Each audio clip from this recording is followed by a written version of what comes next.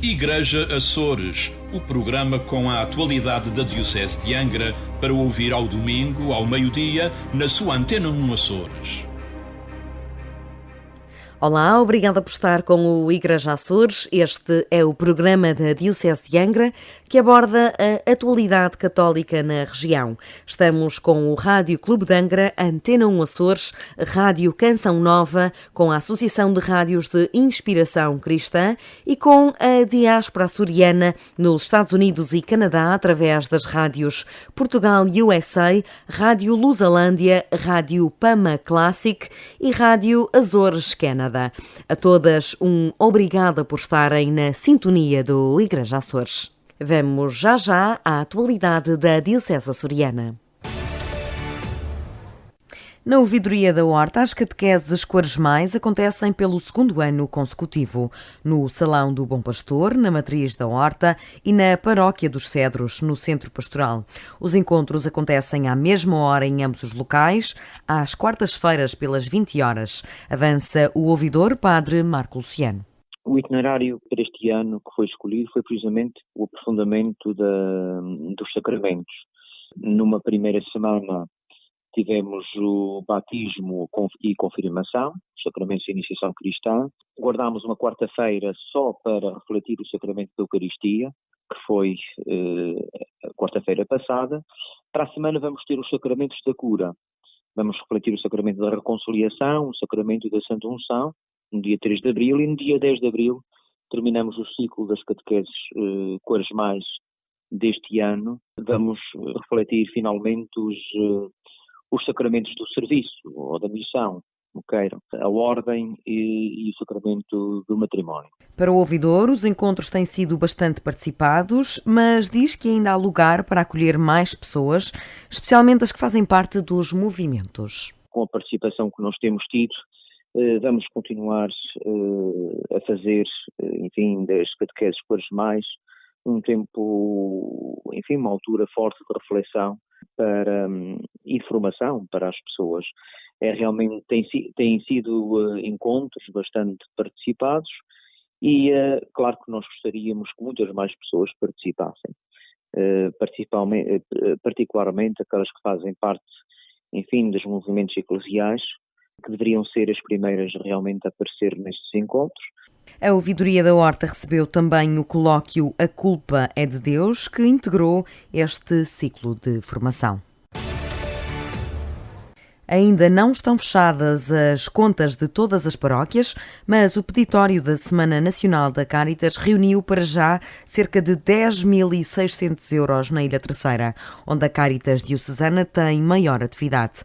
Paulo Pereira, do Núcleo da Ilha Terceira, destaca acima de tudo o envolvimento da comunidade. Tem sido muito positivo, quer no peditório nas superfícies comerciais, quer também nas freguesias, no peditório porta a porta. Temos também contado com a colaboração de algumas entidades, nossas parceiras, fornecedoras e outras também que têm colaborado connosco. Mas para além dessa parte financeira que é sempre essencial, notamos algo que nos agradou imenso, que foi o envolvimento por parte das pessoas, quer dos voluntários, quer também de quem colaborou. Este ano conseguimos cobrir praticamente toda a ilha. Ainda houve uma outra freguesia que não conseguiu colaborar no peditório. No entanto, a grande maioria colaborou e verificou-se uma grande aceitação. Ou seja, por parte de quem era contactado para contribuir com o donativo. Temos sentido um bom feedback, recebido um bom feedback por parte de quem fez o peditório porta a porta. O mesmo também se verifica em relação ao peditório nas superfícies comerciais. Depois de, nos últimos 2 anos, as pessoas terem contribuído com algum desconforto devido às notícias que estavam na ordem do dia, Paulo Pereira considera que este ano a comunidade voltou a contribuir com confiança. A ideia que nós vamos tendo é que o povo português é um povo muito solidário e que diz sempre presente quando é necessário. O mesmo nota-se também, particularmente aqui na Ilha Terceira. Infelizmente, no ano passado e também um pouco há 2 anos, houve alguns casos, algumas suspeitas, casos de corrupção com várias IPCs e, naturalmente, isso cria algum desconforto para quem vai fazer o peditório, quer também para quem colabora. Naturalmente a pessoa sente algum receio, não sabe se o seu donativo chegará a quem realmente necessita dele. Felizmente este ano as coisas foram mais calmas neste sentido, não houve assim, não estava na ordem do dia nenhuma situação menos agradável, o que naturalmente faz com que aumente a confiança das pessoas e elas demonstrem aquilo que realmente são solidárias e terão sempre presente ao nosso apelo. A Semana Nacional da Cáritas decorreu de 17 a 24 de março e o peditório aconteceu em 2 modalidades, porta a porta e nas superfícies comerciais de toda a região. O Papa Francisco assinou na passada segunda-feira a carta pós-sinodal aos jovens. A assinatura teve lugar em Loreto, na Itália, depois de celebrar no santuário. A exortação pós-sinodal será publicada na próxima terça-feira, dia 2 de abril. Os pormenores são com a colaboradora do Igreja Açores, Carmo Rodeia. Na carta assinada esta segunda-feira, o Papa desafiou a Igreja a ouvir os jovens e a ajudá-los a encontrar o seu caminho de vida percorrendo um caminho de paz e de fraternidade baseado no acolhimento, no perdão, no respeito pelos outros e no amor que é dom de si. Francisco exortou os jovens a levar mais longe o Evangelho da paz e da vida aos seus contemporâneos e lembrou que o novo texto da exortação pós-sinodal, Christus Vivit, que será publicado a 2 de abril, pretende ajudar as novas gerações no projeto de escuta da Palavra de Deus, no discernimento e na decisão, envolvendo os diferentes campos de pastoral da Igreja, como sejam a pastoral juvenil, a vocacional e a familiar. Francisco quer que os jovens estejam disponíveis para responder a Deus. Para isso, devem estar também disponíveis para descobrir as surpresas de Deus no projeto de vida de cada um.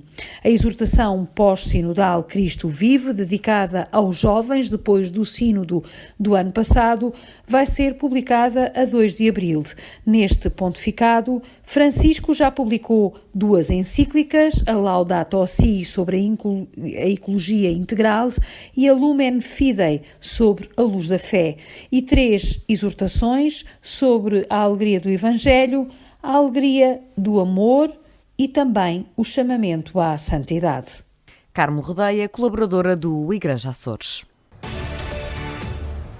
O rancho de Romeiros da Graciosa sai para a estrada a 6 e 7 de abril pela 20ª vez. O padre Carlos Espírito Santo, assistente do grupo, explicou ao Igreja Açores a preparação desta romaria.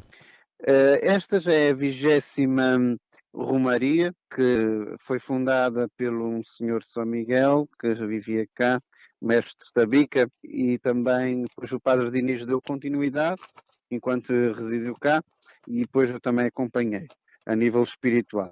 A formação fez parte destes encontros que fizemos das escolas de formação para a vivência cristã, também foram abertos aos romeiros. Haverá uma outra reunião com o sacramento da confissão e os últimos preparos e ensaios para a romaria. O percurso não é fixo todos os anos. Normalmente estas romarias saem sempre de uma igreja e acaba na outra. Normalmente sempre na mesma freguesia. Portanto, este ano sai da igreja de Nossa Senhora de Lourdes do Carapacho e acaba na igreja de Nossa Senhora de Luz, na Luz. O rancho tem entre 35 a 40 romeiros, entre os 10 e os 60 anos, e a comunidade graciosense já se habituou à tradição. Pelo menos nos anos que aqui estou, tenho visto uma evolução na parte das pessoas com esta realidade, porque hoje em dia, ao contrário do que aconteceu nos primeiros anos, as pessoas já pedem orações, já pedem para rezar também, como fazem em São Miguel e como fazem na Terceira. Portanto, estão a entrar mais neste espírito de não ter medo, porque às vezes até havia gente que fechava a porta, fechava a janela, com medo quando passava o rancho. Hoje em dia não, já vêm à rua, já falam, já se aproximam, já pedem para orar e para rezarem também pelos romeiros. Portanto, cada vez mais, com os anos, vão entrando neste espírito. A 20ª Romaria Quaresmal tem a próxima reunião de preparação na véspera, dia 5 de abril, às 20 horas na Igreja do Guadalupe, e sairá às 6 da manhã do dia 6 de abril da Igreja de Nossa Senhora de Lourdes, no Carapacho. A Ouvidoria da Graciosa promoveu na última semana uma série de encontros formativos no âmbito da Escola de Formação Cristã entre 26 e 28 de março. No dia 26 foi na Praia, no dia 27 foi na Luz e no dia 28 foi no Guadalupe, e utilizamos os temas propostos para a Diocese, a Igreja Povo de Deus, Igreja Corpo Místico de Jesus Cristo e Templo do Espírito Santo, com as questões que nos foram colocadas. No máximo foi sempre, o primeiro dia foi que apareceu mais, porque também contou com uma formação dos Romeiros, que irá sair no próximo fim de semana.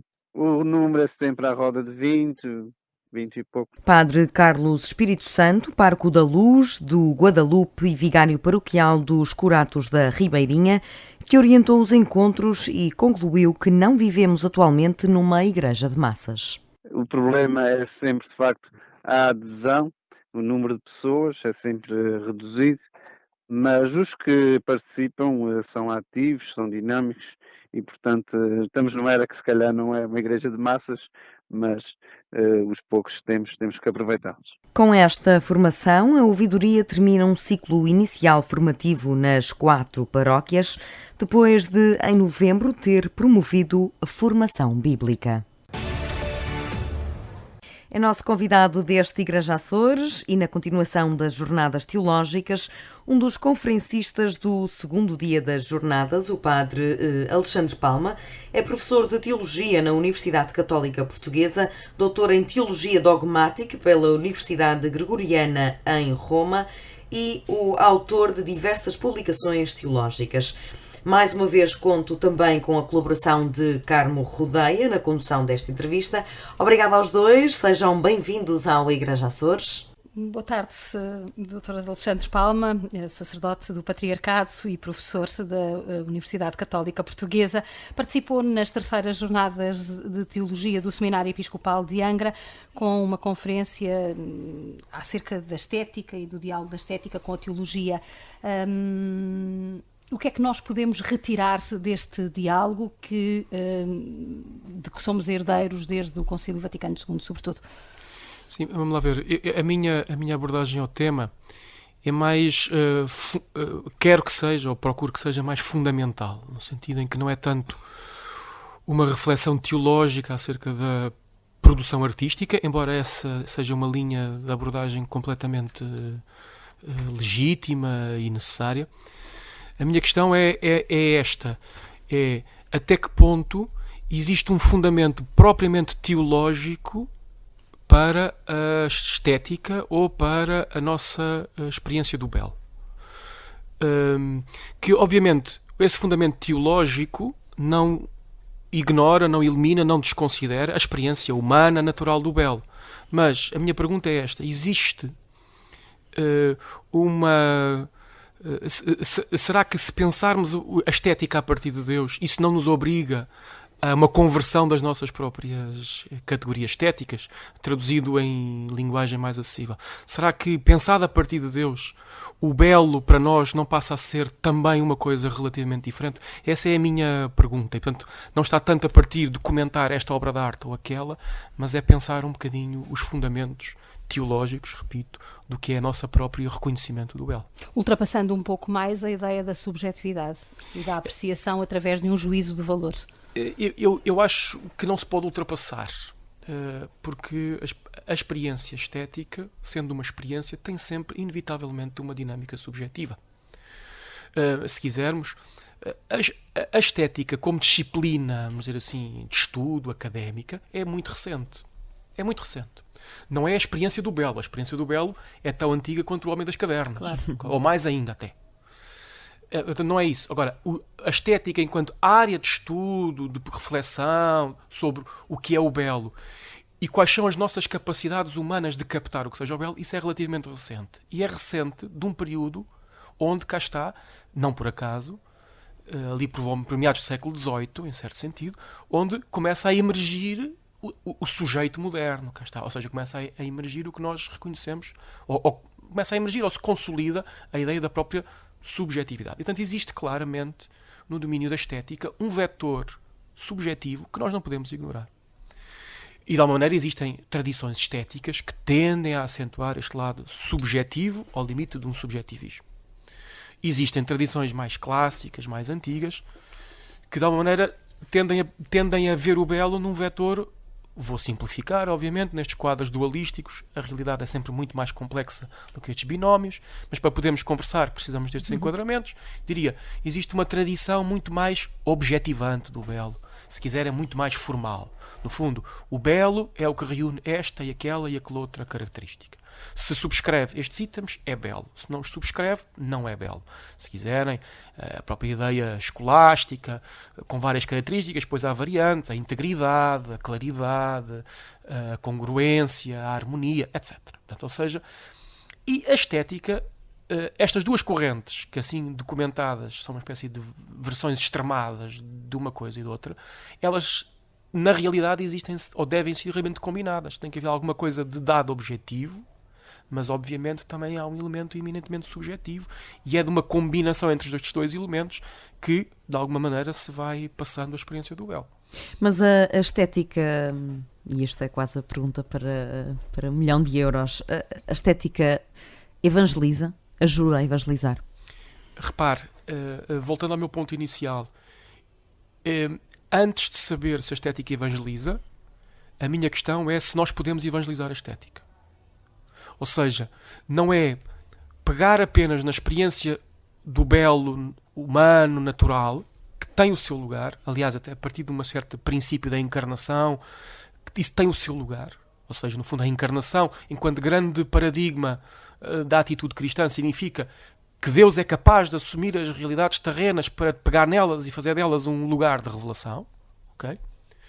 Mas eu creio que, para além de uma dinâmica da encarnação, podemos falar também de uma relação entre teologia e estética, ou entre fé e estética, na lógica da ressurreição ou da transfiguração, que é o Evangelho, a revelação, transfigura, ressuscita a nossa própria experiência do belo. E, portanto, não se trata apenas de saber se eu, desculpem dizer assim, oportunisticamente vou usar o belo para comunicar uma mensagem, ou se, ao contrário, se deixo converter o meu olhar para descobrir o belo onde as coisas são humanamente belas, mas até onde as coisas são humanamente feias. Dou o exemplo, que já o fiz na conferência, que me parece ser o grande lugar estético do cristianismo, que é a cruz. Se pensarmos bem, a cruz, no seu valor facial, no seu sentido literal, é um momento antiestético. É o momento do horror. E do sofrimento? Do sofrimento, da inocência. Ou seja, quando nós pensamos sobre... É um instrumento de tortura, lugar de morte, não só de morte, mas de morte imposta pelo seu semelhante, violentada. Se pensarmos a cruz, no seu sentido puramente humano, natural, no seu valor facial, diria eu, ela é um momento antiestético. Como é que ela se torna num lugar eminentemente estético? A partir de uma estética teológica, não ao contrário. Ou seja, é porque Deus me ensinou, deixem dizer assim, a ver ali um lugar da epifania, da beleza de Deus, é que aquilo se transforma num lugar estético. E isto é que me parece ser o tópico diferente daquilo que eu propus, que é uma estética teológica. Não é apenas uma teologia da arte, que no fundo a teologia da arte seria, nesta versão redutora que lhe estou a dar, mas que me interessa dá-lo assim. Teologia da arte seria uma leitura teológica de um belo que já está produzido. Uma estética teológica seria o reconfigurar o que é que eu reconheço como belo a partir da revelação, que me permite depois descobrir o belo de outra maneira. Porventura até o belo divino que se exprime ou que transfigura um feio mundano. Essa é uma leitura que cabe naturalmente nos crentes. E como é que nós chegamos aos não crentes, por exemplo? Como é que é feito o diálogo entre a teologia e os artistas, de modo a que eles não caiam numa autorreferencialidade, no tal esteticismo absoluto, e que possam chegar a essas leituras e a essas produções, digamos assim?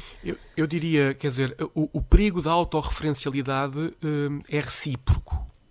Ou seja, existe um perigo, haverá um perigo da autorreferencialidade dos produtores artísticos, deixem dizer assim a expressão um bocado funcionalística, mas para que nos entendamos. e que de facto, no fundo, produzirem um objeto artístico para si próprios, em certo sentido. Mas também existe um perigo de uma autorreferencialidade de uma arte adjetivada como cristã, que é a ideia de arte cristã era se calhar uma ideia que nós deveríamos reponderar do ponto de vista crítico. Não sei se é necessariamente para a eliminar, mas ela, a meu ver, eu não tenho uma reflexão acabada sobre isso, mas valeria a pena pensar se existe uma arte cristã ou se existe cristianismo na arte. E, portanto, de alguma maneira, também existe um perigo de uma espécie de ilha estética ou ilha artística na parte eclesial, cristã, crente, que é, nós temos o nosso código estético, o nosso universo estético, que é diferente do vosso, e ficamos com o nosso. Isso também seria uma limitação, não do campo artístico, mas neste caso do campo eclesial. Creio que a vantagem do diálogo, ou do encontro, e o encontro pode ser conflito. E eu, hoje em dia, não sou tão avesso ao conflito. Eu acho que o conflito também tem um efeito desbloqueador. Há uma espécie também de criatividade que inerente, ou possivelmente inerente ao conflito. O conflito às vezes desbloqueia. Não é? Esta ideia de uma espécie de paz perpétua nem sempre é o mais, do ponto de vista intelectual, nem sempre é o mais produtivo. Bom, aliás, até cria algum imobilismo muitas vezes, não é? Claro. Essa ideia de uma espécie de paz tácita, mas também é uma paz porque nunca aventura qualquer coisa de diferente, não é? Portanto, pode haver, existirá aqui uma relação sempre tensional, e a tensão tem vantagens, porque um cabo que está em tensão, peço desculpa, tanto puxa um lado como puxa o outro. Então, este diálogo, este encontro, que pode ser de cooperação, pode ser de tensão, pode ajudar quer um campo, quer outro, admitindo que existem dois campos claramente desconexos ou separáveis, que também não é verdade, porque em todo o crente, porventura, pode haver um artista, em todo o artista pode haver um crente, portanto não existem dois campos, dois conjuntos disjuntos, mas claramente este diálogo pode ser uma espécie de esforço ou de exercício de vencer a autorreferencialidade recíproca. Eu tinha duas questões mais para lhe colocar e tem a ver essencialmente com isto. Nós estamos a viver um tempo particularmente importante para os cristãos, o tempo da Quaresma. E este tempo da Quaresma também se prende um pouco com esta compreensão, digamos assim, do lugar da cruz justamente na vida dos cristãos, e se a cruz é um fim em si mesmo que se suporta e que se vai levando, ou se efetivamente ela permite mais qualquer coisa. Do ponto de vista da abordagem da Páscoa, como é que ela entronca nestas reflexões deste diálogo, que também passa muito por esta questão da cruz. Parece-me decisivo, ou seja, em certo sentido tem a ver com alguma coisa que já aqui conversámos. Repare como, na lógica pascal, para haver Páscoa, tem que haver um reaprender a ver. Repare que as narrativas pascais mais literárias dos Evangelhos, seja em sentido lato, elas supõem sempre das testemunhas pascais um ver de outra maneira. E isso é um lugar estético. Ou seja, é isso que eu estava a tentar dizer. Uma estética teológica pede uma conversão dos nossos próprios sentidos. Repare como Maria Madalena, num primeiro momento, vê um hortelão e depois, narrativamente, se dá uma conversão do olhar, um aprender a ver de outra maneira, que então do hortelão reconhece, ou no hortelão reconhece o ressuscitado. É exatamente este o lugar pascal da estética. E nós achamos que, por exemplo, o ver é uma coisa que não precisamos de aprender. Sabemos que falar, precisamos de aprender a falar. Nós precisamos de algum tempo na nossa mais precoce infância para aprender a falar. Percebemos que o saborear, outro sentido, nós precisamos às vezes algumas iguarias que nós não apreciávamos em criança e hoje apreciamos em adulto. Ou seja, o nosso palato foi educado. No caso, podia continuar com os outros sentidos, mas o olhar ou o ouvir, por exemplo, não é? Os nossos gostos musicais, porventura, também foram sendo educados em função daquilo ao qual fomos expostos. A visão também se aprende a ver. Também se educa para a visão. E esta é uma espécie de pedagogia da estética que é preciso fazer. Aprender a ver. E isso é, a meu ver, no enquadramento de Pascal, é o cerne da questão. Mas que leva tempo, exige tempo, e que nem sempre nós, na cultura atual, temos essa disponibilidade. Como é que nós podemos educar? E educar aqui não é no sentido de formatar, é despertar os sentidos para justamente chegar a essa conversão. Ou caminharmos no sentido dessa conversão. A ideia da pedagogia é uma ideia muito antiga e que a meu ver, tem alguma coisa do responde ao como, embora eu não lhe saiba responder ao como. Em absoluto. Que é a ideia do conduzir, portanto, do acompanhar. De facto, se quiser, isto hoje corre o risco de se tornar um clichê, mas é um bocadinho aquilo que o Papa Francisco vem propondo à Igreja, que é iniciar processos. Ou seja, iniciar processos. A ideia de que o tempo é maior do que o espaço é uma ideia com a qual tenho alguma afinidade e também algum desafeto. Tenho mixed feelings sobre essa proposta do Papa Francisco, embora perceba o que é que ele queira dizer com isso, e concordo, mas esta ideia do iniciar processos. Agora, de facto, se me diz como é que isto se faz sem tempo, não sendo eu um expert na matéria, eu digo-lhe, Carmo, não se faz. Quer dizer, sem tempo não se faz. Quer dizer, se nós não temos tempo, se não estamos preparados para perder tempo ou para esperar, não se faz. Mas não se faz na educação estética como não se faz em praticamente mais nada, e não é só do campo da educação, é no campo da vida. Portanto, na educação estética são precisos estímulos, mas a maior parte dos estímulos que vamos recebendo constantemente não nos despertam, não têm conseguido despertar. Pois não sei. Tinha que pensar um bocadinho melhor sobre o assunto. Eu não tenho uma reflexão acabada. Por um lado, estímulos recebemos constantemente. Há uma hiperestimulação. Isso é verdade. A hiperestimulação que geraria, de alguma maneira, uma maior atenção, exatamente porque é hiper, porque é desmesurada, tende, até por defesa do nosso próprio organismo ou da nossa própria faculdade neurológica, tende paradoxalmente a gerar uma espécie de cegueira, de surdez, de insensibilidade. Porque é um mecanismo de defesa. É evidente que o nosso organismo tranca a informação quando ela é em excesso. Aliás, em certo sentido até faz bem. Por exemplo, a publicidade hiperestimula, e nós que crescemos com a publicidade, de alguma maneira aprendemos a desvalorizá-la, porque senão estávamos sempre na mão dos marketeers, dos publicitários. Portanto, nesse sentido é verdade. Mas existem também sinais interessantes, porque a nossa sociedade, ao mesmo tempo, ela revisita com força uma certa comunicação simbólica, que talvez seja, obviamente podia ser trabalhada, precisa de ser criticada, tudo isso, mas sei lá, por exemplo, repara o que é, que eu acho uma comunicação pobre, mas ainda assim é uma comunicação simbólica. O que é a comunicação por emojis, por exemplo? É uma comunicação não verbal, é uma comunicação simbólica, não é? Repare, e a semiótica ajuda a ver isso, a semiótica das imagens. Repare como os mass media, a produção de imagens é comunicação que hoje se usa com muita competência,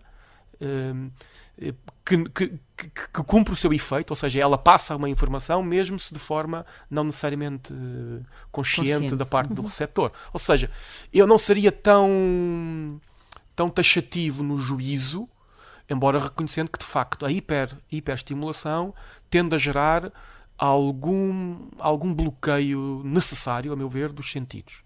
Mas chama a atenção que, porventura, o bom uso dos sentidos está a mudar de sítio, está a migrar para outros lados. E também temos que estar atentos para saber para onde é que ele está a ir, para podermos também jogar as regras do jogo, não é?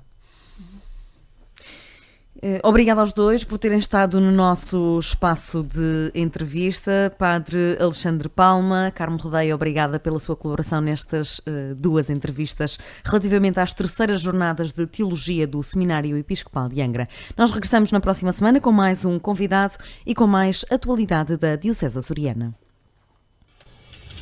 Igreja Açores, o programa com a atualidade da Diocese de Angra para ouvir ao domingo, ao meio-dia, na sua antena no Açores.